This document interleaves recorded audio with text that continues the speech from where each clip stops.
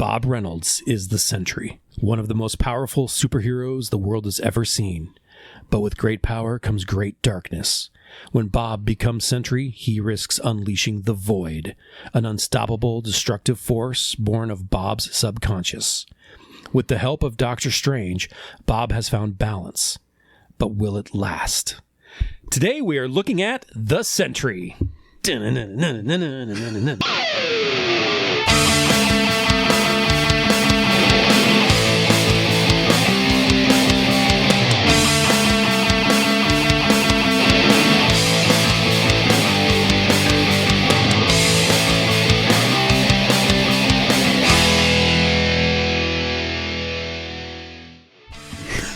Anyway, welcome to the number one comics podcast. I'm your host, Jonah. With me is Bill. Hey, Bill. How's it going? I am doing well, thank you. How about yourself? Not too bad. Good, good. And as you probably heard in the intro, we are talking about becoming one of my favorite characters within the Marvel Universe. Mm-hmm. And that is the Sentry. This is a Sentry number one, as always, because this is the only podcast dedicated to the review and discussion of first issues. Right. And this particular issue we're talking about today was published by Marvel Comics in August of 2018. So it has a cover price on it of $3.99. Writer, Jeff Lemire, and the artist was Kim Jacinto. Now, the Sentry was created by Paul Jenkins and Jay Lee. And I do want to take a little bit of time to talk about his origin story. And if anyone wants to read a really good description of everything as well, I came across a blog called, it's on abetterplace.boards.net. There was a blog by a poster named Ice Fanatic who does kind of a pretty detailed look back on the Sentry's creation, which really it revolves all around a hoax. Are you familiar with his origin story by any chance, Bill? Vaguely. Okay. Yeah. So I'm just going to touch on this a little bit. He does have a really unique origin story in real life. And I think that it's always fascinated me. Like, the planning that went into this, the execution, the success, it's something that you don't see in this medium very often, if really ever. Mm-hmm. And I think that it's one of those things, too, you couldn't do it all the time, or else it would kind of lose this sense of awe, right? Right. But anyway, so the Sentry, he began as an idea of Paul Jenkins that was pitched to Joe Quesada, who was the editor-in-chief at the time at Marvel Comics. He was introduced to readers as a marketing hoax through Wizard magazine. Essentially, readers were led to believe that he was a recently discovered, long-lost Stan Lee creation. So again, let's quickly break this down.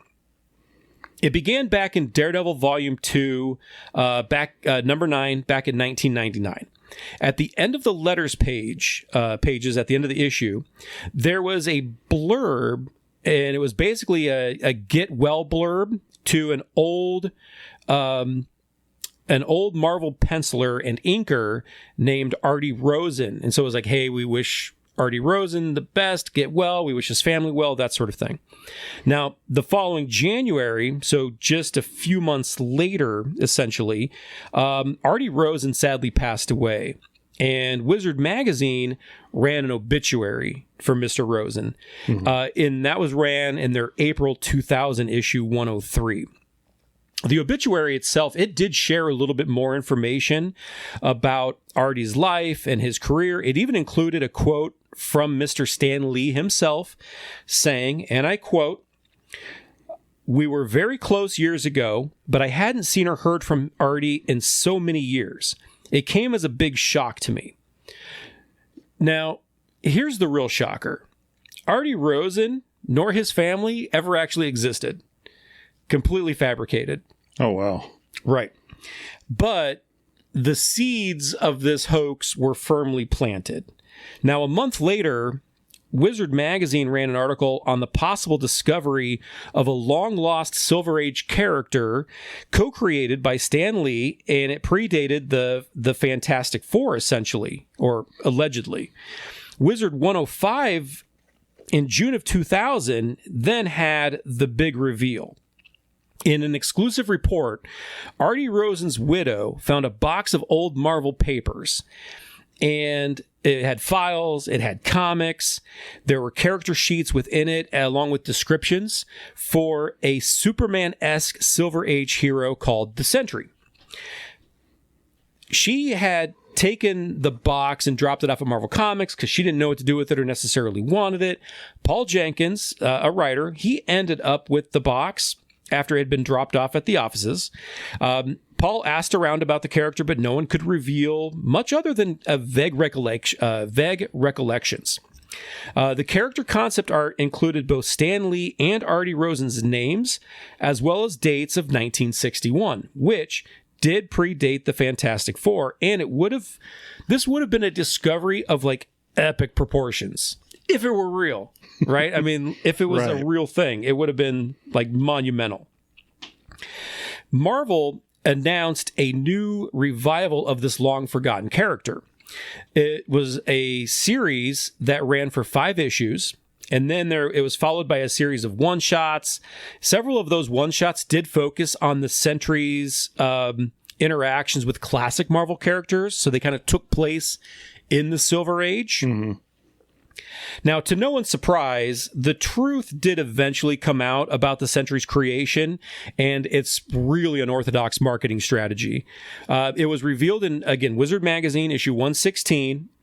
And as an aside, I was an avid Wizard Magazine reader, and I remember all of these things at this time. And I remember first learning about this character, and even like me as 19 or 20 years old, I was stoked. I was like, this is an amazing find. Right. Like, this is so crazy that stuff like this is still out there. Because it always has you wondering about how much other unused, unrealized characters there may be. Yeah. Right? So it really gets the ball rolling in my head about that. Anyway, so it was revealed in that Wizard Magazine, issue 116, that Paul Jenkins and Rick Veitch, they conceived the idea for the character. Jay Lee, the artist, had helped refine the concept. It was Joe Quesada that chose to use the entire premise of the Sentry being a forgotten hero in the Marvel Universe as a marketing stunt.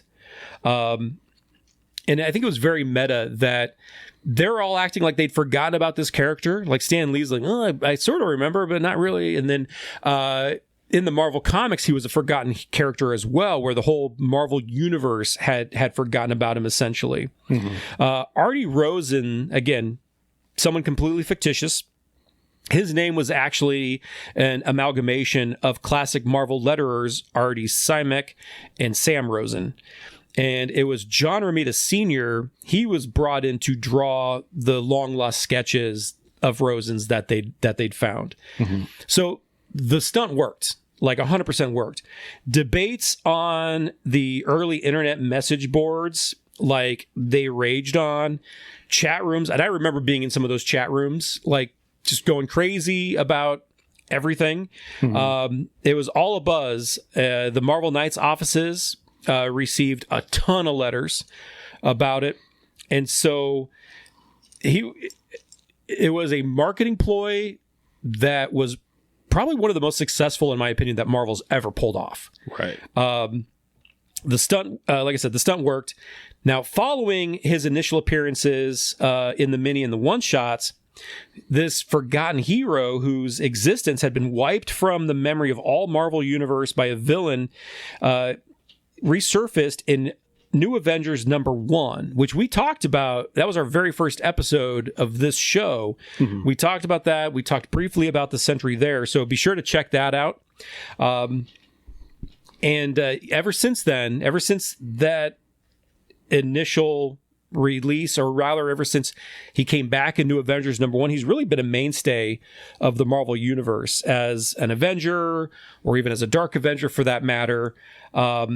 So yeah, that's a little bit about the Sentry. I had a lot of fun researching that. And just recently was shown in the Thunderbolts movie as well as the kind of 100% antagonist of that movie. Good call out. And may I say, I loved that movie. And I did too. It doesn't sound like it was, blazing any trails from a box office perspective. Right. But if you have not seen that movie, I highly recommend it. My wife loved it, and she's not even a fan of comic book movies and had no idea who... I mean, she'd seen the Black Widow movie. Right. So she knew who Black Widow or who Yelena and who Red Guardian were. She'd never watched... she probably forgot who the Winter Soldier was at this point. Right. Did not remember... She did not remember like Taskmaster. She did not ever see Ghost in the Ant-Man and Wasp movie. And she loved it. She thought it was funny. She thought it was action-packed. I think Bob, the Sentry, was kind of the breakout character in that movie. Him and US Agent, which we'll be talking about soon enough. And like when I say soon enough, I mean like next week. They were kind of the breakouts, in my opinion. Yeah. So yeah, highly recommend it. Well, let's go ahead and dive into this particular issue. This cover, we'll start with the cover. We see our shining golden guardian. He's standing proudly with two different cityscapes in the background. Inside the issue, we open with a 9-panel page featuring Bob Reynolds. He's monologuing. His eyes are black. His hair, his beard, it's all disheveled.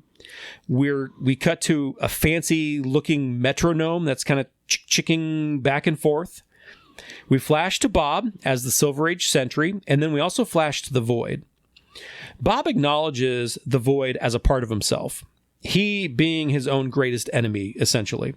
He knows he can't be the Sentry without bringing the Void to life, so he simply stayed inert or dead, for lack of a better term. But now, Bob's found a way to be the Sentry again, and it's in a world of his own creation. We see that in this world that he can be whatever he wants to be.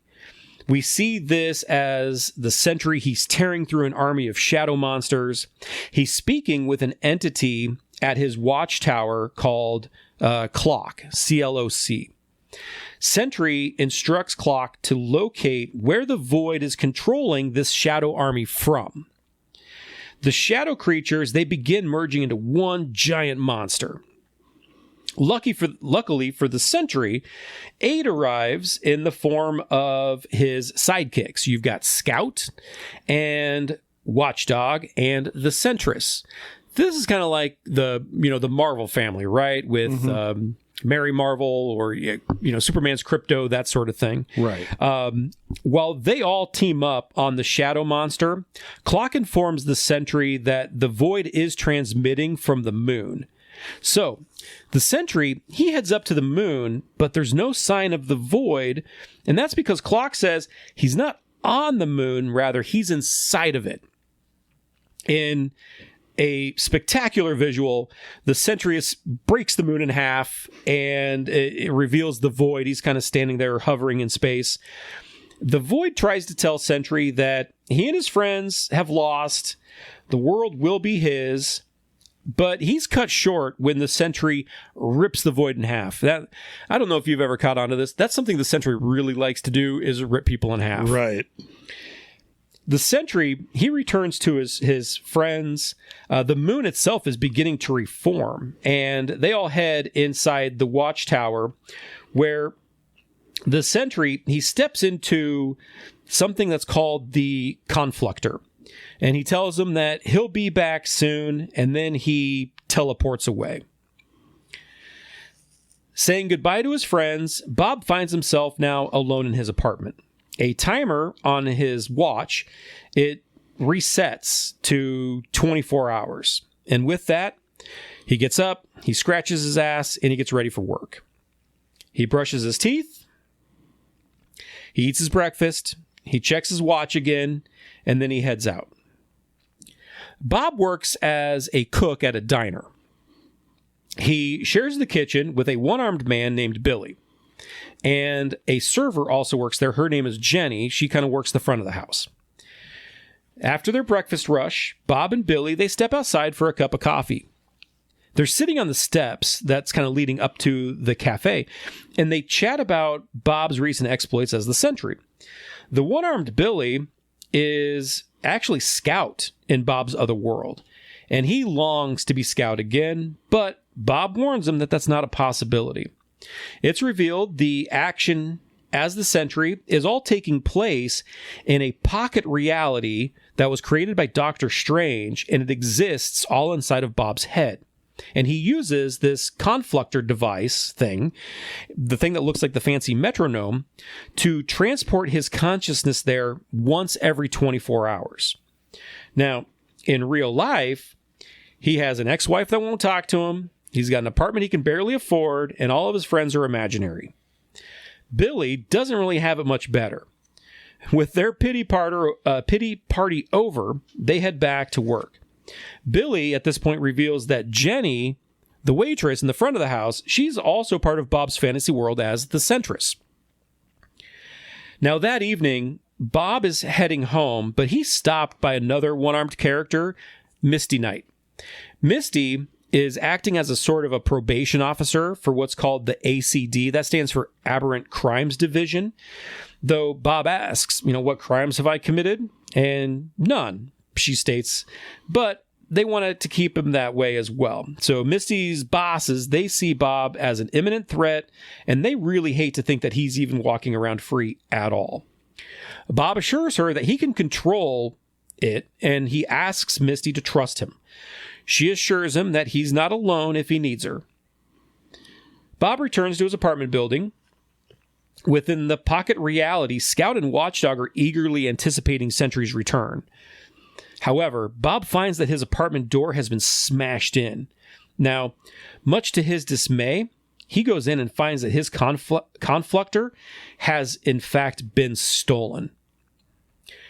Within the pocket reality, someone has arrived, but Scout is shocked to see that it is not the Sentry. Scout and Watchdog are both shot dead by an energy blast from the hands of the mysterious new arrival. Standing over the bodies of the Sentry's sidekicks, the mysterious man says, what a world this is. What a wonderful, wonderful world. And with that, we are to be continued. Thoughts? I almost called you Bob. You're good. But you're Scout. It's an interesting concept to me that, it kind of seems like the conflictor is like his way of like kind of personal therapy almost in a way. Like, yep. He needs to let the Sentry out, but he needs to do it safely. And that's kind of a cool concept. I like that. For me, it was a good intro to the character because I never actually read anything with him in it. Mm-hmm. I've seen the panel, of course, in, I think it was Civil War, where he rips Carnage in half. Yep. Which is my first introduction to the Sentry. Yeah, like I said, he does like to rip people in half. Yeah. He'd ripped Carnage in half. He'd ripped Ares in half in Dark Avengers, which was brutally graphic. Yeah. He does. He likes to tear people apart. Like I said, I've always liked the Sentry as a character. And Marvel's already had their Superman archetypes, like Gladiator as part of the Shi'ar Empire. You've got Hyperion, from the Squadron. The Squadron Supreme or whatever it is. Yep. Yeah. And so this, though, is a much different take on that archetype because of the duality of the Sentry and the Void being one and the same. It brings something very different to the table. Right. And I really like that. It would almost be like if Superman and Bizarro were the same. Were one and the same. It was just different personalities, right? Right. So while I've enjoyed the Sentry's previous miniseries and his role as part of the Avengers, because I did like him in that, even though there was some retconning going on that Bendis was doing, I didn't mind it at all. This has probably been my favorite Sentry story to date. Mm-hmm. There's really only one big action sequence in it, which is at the beginning. It's brief, but it's dope. I mean, that image, like I said, of him like breaking the moon into pieces was pretty epic. And plus the revelation that this world only exists in his head, and his day-to-day life is so much different. It really starts to border on like psychological horror in a comic book, and I really, really like that. Yeah. I love the kind of psychological thriller, and when you can do that successfully in a comic book, I think that's very, very cool. Yeah.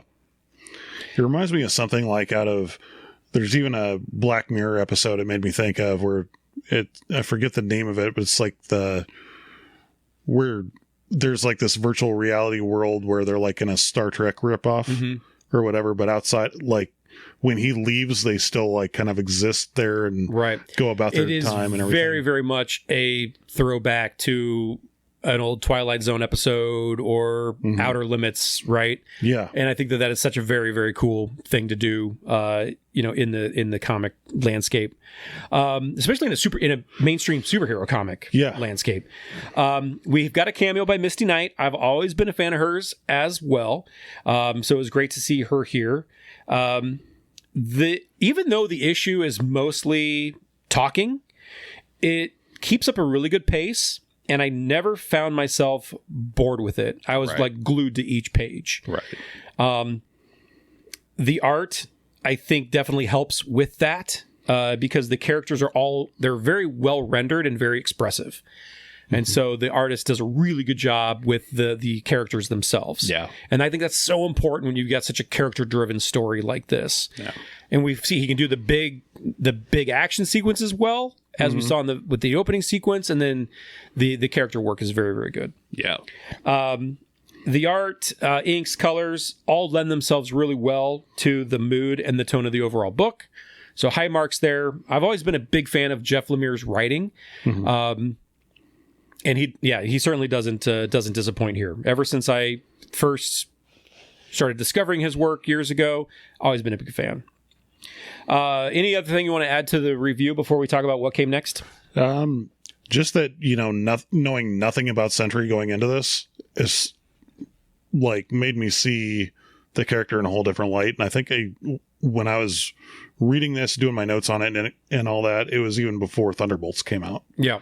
So I didn't even really know that much about Sentry. But that I think is so important to any number one issue, whether it's an established character like this or a brand new character, is that when you've got a jumping on point like this, is it easy access for a new reader? Imagine that somebody who saw Thunderbolts, the movie, and then is like, oh, I want to read more about this character, and then they pick up this first issue or they pick up this trade paperback, and this is the first issue that they start with. Right. They're going to get a really good sense right away as to who the character is. Yeah. And in fact, it wouldn't surprise me if in the next Avengers movie, we've got the Sentry kind of existing in his own conflictor, and then they maybe got to pull him out to like take action in the real world, right? Yeah. But I wouldn't be surprised if they incorporate some of that, because you got to do something to keep Bob busy, right? Yeah. You can't just sit around and watch cartoons all day long. So yeah, I think there's a lot that they can do with that character in the MCU. Definitely. So yeah, let's talk a little bit about what came next. So this series ran for 5 issues. Now, that was disappointing to me because when this series was originally promoted, if I recall correctly, this was touted as an ongoing. And I would have loved to have seen a Sentry ongoing that would run for 30, 40, 50 issues, whatever it may be. Right. But it was cut down to the 5 issues. Lemire did complete this story within those 5 issues. But like I said, I would have loved to have seen it continue beyond that. Now, in 2023, there was another Sentry miniseries called Sentry Legacy. And a little bit of a spoiler here, but even the solicits at this point reveal this. So, spoiler, you've all been warned. In that Sentry Legacy series, Bob is dead, and the power of the Sentry has been dispersed to a group of regular civilians. So it's like 5 or 6 people that each kind of got a portion or an aspect of his power. And it follows Misty Knight because she returns in that, and they're kind of like trying to corral these people, and eventually the power ends up within one person. But like I said, it's been spoiled that Bob's already dead. So I really quickly want to touch on that because a little bit of irony there. In the King in Black storyline, the Sentry is tasked to fight the event's big baddie. His name is Null. I don't know if you had read or followed any of the King in Black. Yeah. And the Sentry takes Null up into space, and he attempts to rip him in half, a la Carnage, like from that issue of New Avengers. Right. But instead, he himself gets ripped in half by Null. Ooh. And then Null absorbs the void into himself. Oh, wow. So, like I said, all of the Sentry's power, it eventually ends up in one host. It's a gal named Mallory Gibbs, and then she takes on the mantle of the name Solaris is, I think, her superhero name. And that's kind of where it sits today. Yeah. Now, I have that miniseries, Sentry Legacy. Full disclosure, I've not read any of it. I think once I found out Bob was dead, I was just like, fuck this. Like, I kind of lost a little interest in that. I might go back and check it out. I don't know. I'm not familiar with Jason Liu or any of his work, but I might go back and check it out. I mean, I've got it sitting in my boxes. I'm sure I'll read it at some point. Yeah. So with his appearance in Thunderbolts, and just the nature of comics themselves, it would not surprise me if we see Bob return at some point and we see the Sentry return again. Right. And I would actually really like it if maybe in the future, if there's a way where the two beings can be completely separated and then maybe the void is dealt with, because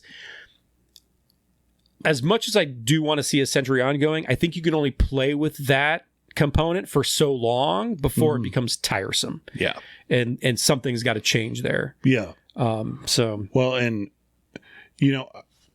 correct me if I'm wrong, but the Sentry kind of predates like a lot of the like dark Superman trope that we've gotten from like The Boys and Invincible and like most recent pop culture. The original, Sentry's original incarnation from like the late 90s, early 2000s, yes. Okay. It does to a certain extent. I don't know if Red Sun was before that or not.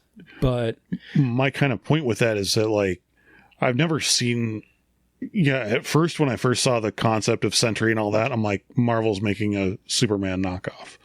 I don't think of that anymore. Right. When I see the Sentry. Oh, yeah. He's completely evolved into his own thing and is so much different than Superman. I see, like you said, with Gladiator or Hyperion, I see those more as like the Superman parallel for Marvel. Which I think they were fully intended to be anyway. Of course. Yeah. And I think they, even with the concept of Sentry, they did have something different in mind from the beginning, which helps. Right. And it does make him relatively unique and original.